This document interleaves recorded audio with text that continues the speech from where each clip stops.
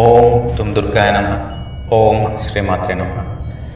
శక్తి సాధన ఉపాసకులు సాధనను ముందుకు తీసుకోవడానికి అమోఘమైన అద్భుతమైన అవకాశం రానే వచ్చింది.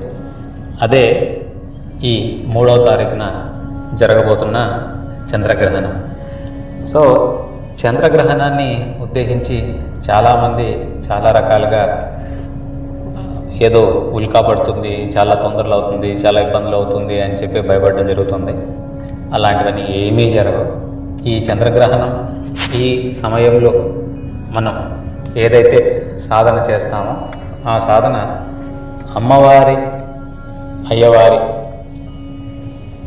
కృప కరుణా కటాక్షం పొందడానికి ఇది మహత్తరమైన అవకాశం.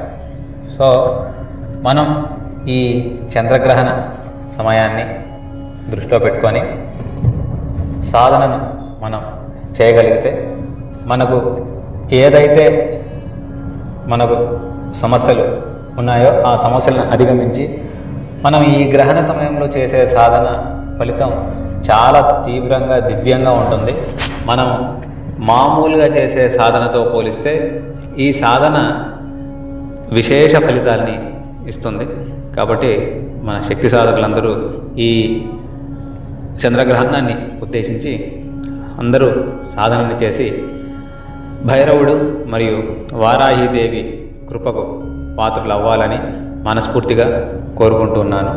సో ముఖ్యంగా మన సాధనను చేసే పద్ధతుల్లో మనం ఏ విధంగా ఏ సాధనలు చేయొచ్చు, ఏం చేస్తే మనకు అనుగ్రహం ముందుకు కలుగుతుంది అనే దాన్ని మనం దృష్టిలో పెట్టుకొని మాట్లాడితే ఈ ఉగ్రదేవత ఆరాధన అనేది మనకు ఈ చంద్రగ్రహణం రోజు మనకు ఖచ్చితంగా మంచి జరుగుతుంది. కాబట్టి భైరవుడి కృప అనేది చాలా చాలా చాలా చాలా ముఖ్యమైనది. ప్రతిసారి మనం చెప్పుకుంటున్న విధానంగా. సో భైరవుడి కృప కోసంగా మనం ఓం భైరవాయ నమః ఈ మంత్రజపాన్ని మనం మన శక్తానుసారం మనకు ఎంత వీలైతే అంత అన్ని మాలలు మనం చేసి భైరవుడికి మనం మానసికంగా ఈ నామజపాన్ని సమర్పించుకోవాలి. తర్వాత మనకు శక్తి అనిపిస్తే కాలభైరవాష్టకాన్ని కనీసం 11 సార్లు చదవడానికి మనం ప్రయత్నం చేయాలి. ఇదొక సాధన, మనకు ఒక మార్గం. రెండవ సాధన చేయాలనుకునేవారు ఎవరైతే అమ్మవారి సాధన శక్తి సాధన చేయాలి అని అనుకునేవారు వాళ్ళు వారాహీదేవి సాధన ఈ చంద్రగ్రహణం నాడు చేయవచ్చు.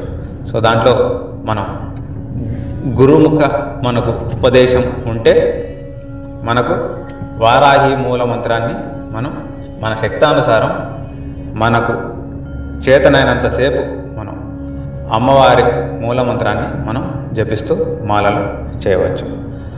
అనంతరం వారాహి ద్వాదశ నామావళి స్తోత్రాన్ని కానీ నామాల్ని కానీ అమ్మవారి 12 నామాలు ఉన్నాయి.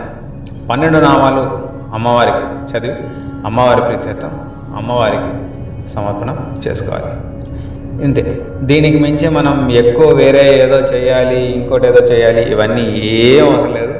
జస్ట్ ఈ టైంలో ప్రత్యేకంగా ఆ గ్రహణ సమయంలో మనం చేసే సాధన ఏ సాధన అయితే ఉందో ఆ సాధన మనకు చాలా చాలా చాలా చాలా ఉపయోగపడుతుంది. మన స్పిరిచువల్ గ్రోత్ని మనకు ముందుకు తీసుకుపోయి మనం ఏదైతే ప్రోగ్రెస్ మనకి ఎక్కడో ఆగిపోయిందో ఆ ప్రోగ్రెస్కి నాట్స్ వదిలి మనకు మన గ్రోత్ని ముందుకు తీసుకుపోయే అవకాశం ఈ చంద్రగ్రహణం నాడు మనకు అందుతుంది. కాబట్టి ఈ చంద్రగ్రహణాన్ని ఉద్దేశించి ప్రతి ఒక్కరూ దీన్ని ఉపయోగించుకోవాలని చెప్పి మనస్ఫూర్తిగా కోరుకుంటున్నాను.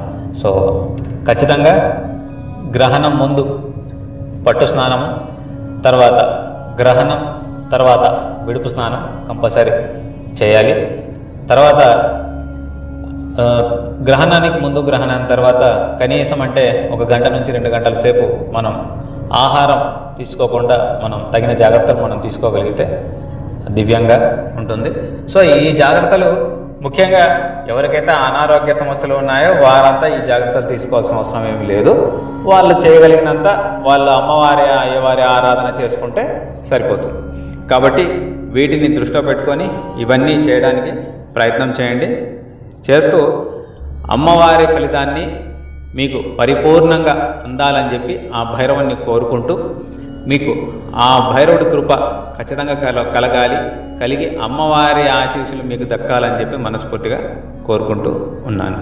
సో మీకు మీ అనుభవాలు, ఈ సాధనలు చేస్తున్న తర్వాత మీకు జరుగుతున్న అనుభవాలు, మీకు కలిగిన అనుభవాలు, ఏమేమైతే అనుభవాలు ఉన్నాయో నాకు మెసేజ్ రూపకంగా నాకు తెలియజేయడానికి ప్రయత్నం చేయండి. అందులో ఏమైనా చిన్న చిన్న మార్పులు ఏమైనా ఉన్నా కూడా నేను సూచించడానికి నాకు అవకాశం ఉంటుంది. సో అందరూ ఈ చంద్రగ్రహణాన్ని ఉద్దేశించి ఈ సాధననంతా చేసి వాళ్ళు పరిపూర్ణత పొందాలని చెప్పి కోరుకుంటూ మీకు అన్ని శుభాలు కలగాలని కోరుకుంటూ ఉన్నాను. శ్రీమాత్రే నమః.